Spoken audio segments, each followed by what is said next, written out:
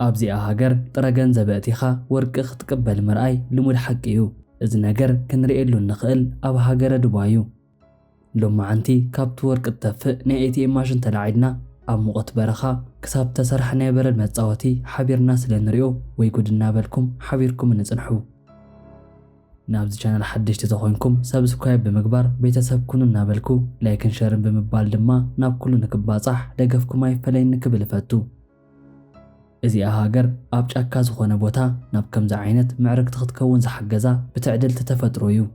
ድዋይ ኣብዚ ሕጂ ንኩሉ ሰብ ብኣኽብሮት እትቕበል ናይ ቱሪስት ሃገር እያ ኢሉ እውን ሕማቕን ጽቡቕን ኩሉ ዝሓዘት እዚኣ ድዋይ ኣብ ናይ ደማዓንቲ መደብና ንሪኦ ዝኸውን እትፈላማይ ድዋይ ምስ ናይ ፖላይስ መካይን እዚኣተን ኣብ ተፈላለየ ሃገራት ከም ሕንቃቕ ዝረኣያ ከምኒ ላምበርጊኒ ኢሉ እውን ፌራሪ ኣብ ዩናይትድ ዓረብ ኤምሬትስ ግና መንግስቲ ንፖላይስ ገበነኛ ሓልውሉ ኢሉ ዝሃቦም ናይ ፖላይስ መካይን እየን ኣብ ተዓዲ ንእሽተይ እውን ተተጓዒዝኩም ነዚኣተን መካይን ምርኣይ ናይ ግድን እዩ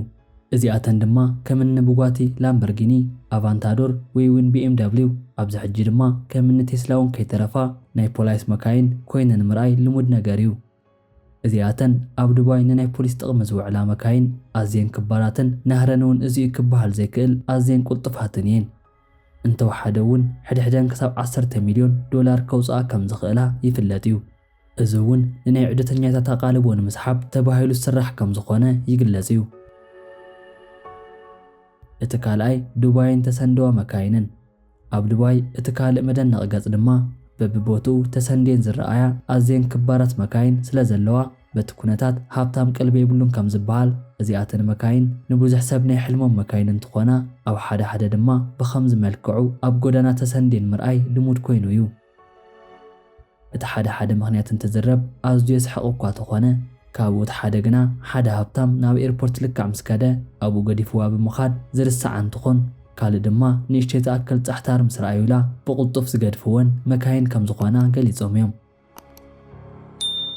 እቲ ሳልሳይ ዱባይን ክሊማን ኣብ ዱባይ እንተወሓደ ብዓመት ን26 ግዜ ጥራይ ማይ ይሃርም ብኸምዚ ምኽንያት ድማ እቲ ተረፈ ወራሕቲ ኣብ ልዑል ሙቐት ብምእታው ተሕልፎ ኮይኑ እውን ግና እዚ ማይ ዝመጻሉ ወቕቲ ካብ መጻኹስ ግዲ ይብል ኮይኑ ኣዝዩ ከቢድን መስታን ተሓወሶ ኮይኑ ይዝረአ እዚ ድማ ሓንሳብ ናብ ውሕጅን ሓደጋታቱን ከስዕበሎም ይዝረአ ኮይኑ ግና ዓመት ሙሉእ ብሙቐትን ዘሕለፈ ናይ ዱባይ ህዝቢ ኡፈይሉ ንክዕርፍ ዝገብሮ እዩ ምኽንያቱ ሓንሳብ እቲ ናይ ሙቐት መጠን ናብ 50 ዲግሪ ሴልሺየስ ይድይብ ከም ዝኾነ ይግለጽ እዩ እቲ ራብዓይ ዱባይ ምስ በረዶኣ ብናይ ዓድና ሰብ ገንዘብ እንተሎ ኣብ ሰማይ መገደሎ ከም ዝበሃል ኣብ ዱባይ ድማ ገንዘብ እንተሎ ኣብ በረኻውን እንተኾነ በረድ ምስራሕ ይከኣል እዩ ክትብል ገሊጻ እያ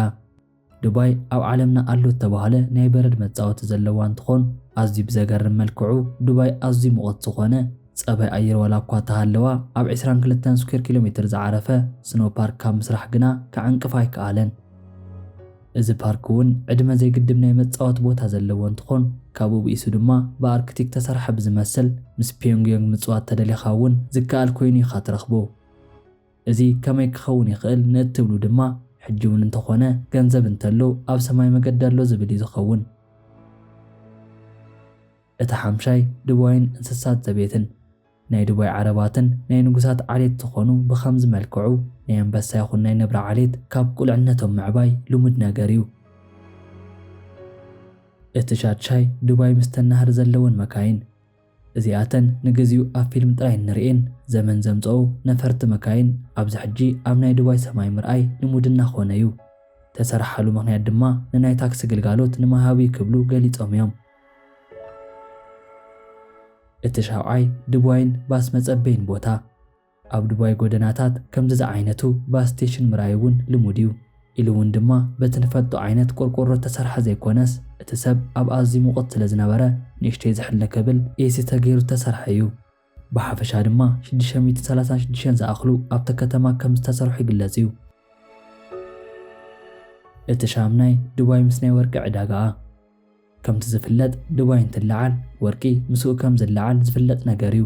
እዚ ናይ ወርቂ ክዳን ዝሽየጠሉ ናይ ወርቂ ዕዳጋ ሃብታማት ሰባት ዓዲጎም እንትኸዱ ንከምኒ ከማና ተመሲሕና ዘይንድረር ግና ኣብቲ ቦታ ፎቶ ተላዒልካ ምኻድ መሰልና እዩ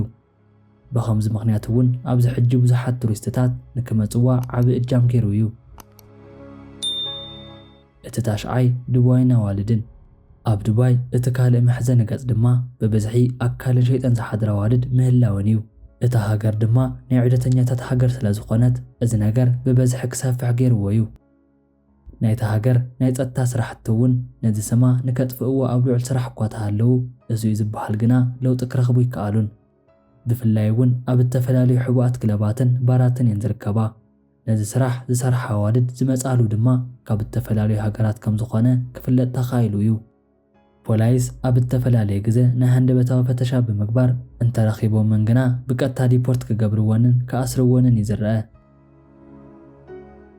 እቲ ዓስራይ ዱባይን ሕማቕ ምርኢታን። ዱባይ ብድሕሪ እቲ ምዕሩግ ዝኾነ ሰማይ ጠቀስ ህንፃ ኣዝዩ ዘገርም ጽርግያን ብዝሓለፈ ኣብዚኣ ሃገር ካልእ ዝረአ ናይ ሰብ ጉልበት ምምዝማዝ እዩ። ብድሕሪ እዚ ሰማይ ጠቀስ ዝኾነ ናይ ዱባይ ህንፃ ከም ባርያ ገይራት ተስርሖም ካብ ሃገር ህንድን ባንግላዴሽን እተምፅኦም ሰባት እንትኾኑ ካብዚ ቢእሱ እውን ግና ኣብቲ ናይ ስራሕ ሰዓት ህይወቶም ዝስእኑ ከም ዘለው ይግለጽ እዩ። እዚኣቶም ናይ መዓልታዊ ሰራሕተኛታት ብመዓልቲ ካብ 12 ሰዓት ንላዕሊ ከም ዝሰርሑን እቲ ዝወሃቦም ማህያ ድማ ኣብ ዝእቶ ዘይበሃልን ዘይመጣጠንን ከም ዝኾነ ይግለጽ እዩ። ህይወቶም እውን ኣብ ከምዚ ዓይነት ቦታ እዩ ዝርከብ። እቲ 11 ዱባይን እቲ ናይ ወርቂ ኤቲኤም ማሽንን። ኣንሕና እንፈልጦ ናይ ቬዲንግ ማሽን ተባሃለ ሳንቲም ምስ ነእትወሉ ንሱ ድማ ፔፕሲ እኳ ሂበና ተነበረ ኣብዚኣ ናይ ዱባይ ከተማ ግና ካልእ ስራሕ ክትሰርሕ እያ ትረአ። ኣብ ዱባይ ገንዘብ ጥራይ ዘይኮነስ ወርቂ እውን ብኤቲኤም ንክወስዱ ዘኽእል ማሽን ክትአቱ ክኢላ እያ። እዚ እውን እቲ ጽሩይ ዝኾነ 24 ካራት ወርቂ በብዓቐኑ ክተውፅእ እዩ ዝረአ። እዚኣተን ናብ 50 ዝጽጋዓ ማሽናት ኣብታ ከተማ ቀንዲ ተባህላ ሰፈር ዝርከብ እንትኾን በቲ ዘሎ ናይ ዕዳጋ መንጽር እውን ንዓማዊሉ ከገልግል እዩ ዝረአ።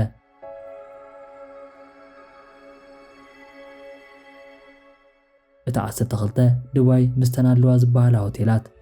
ንዱባይ ሓዊሱ ካልኦት ናይ ዓረብ ሃገራት ዘለወን ናይ ወርቂ ሃብቲ ኣይሕመያን እየን። ንኣብነት ኣብ ዱባይ ዝርከብ ቡርጂ አል አረብ ሆቴል ተባሃለ ኣዝዩ ናይ ሃብታማት ሆቴልን ኣብ ውሽጢ ኣትኻ ድማ ካብ ደረጃ ጀሚሩ ክሳብ ናይ ቲቪ ኣቑሑት ብወርቂ ተሰርሐ እዩ። እዚ እውን ናይ ዱባይ እቲ ናይ ወርቂ ሃብታ ግልጽ ገይሩ ዘርኢ እዩ።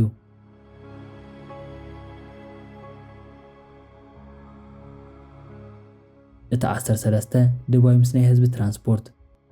ኣብ ዱባይ ኣብ ናይ ህዝቢ ትራንስፖርት መግቢ ይኹን መስተ ሒዝካ ምእታው ፈጺሙ ክልክል እዩ። ኢሉ እውን ኣብ ባቡር ይኹን ኣብ ናይ ህዝቢ ባስ ከምዚ ዓይነት መግቢ ይኹን መስተ ሒዝካ ምእታው ፈጺሙ ክልክል ምዃኑ ዝገልጽ ኣብ ዝተፈላለየ ቦታ ተዘርጊሑ እዩ ዝረአ። ነዚ ተገብረሉ ምኽንያት እውን ናይቲ ሃገር ዜጋ ናብዚ ምስ ኣተዉ ምቹው ንክኾነሎምን ጽሩይ ንምዃንን ተሓሲቡ ከም ዝኾነ ይግለጽ እዩ። ናይ ሎማዓንቲ መደበይ ነዚ ይመስል ነይሩ። ናብዚ ቻናል ሓደሽቲ ዝኾንኩም ሰብስክራይብ ብምግባር ቤተሰብ ይኹኑ። ላይክን ሼርን ብምባል ድማ ናብ ኩሉ ንክባጻሕ ደገፍኩም ኣይፈለይን ክብል ፈቱ።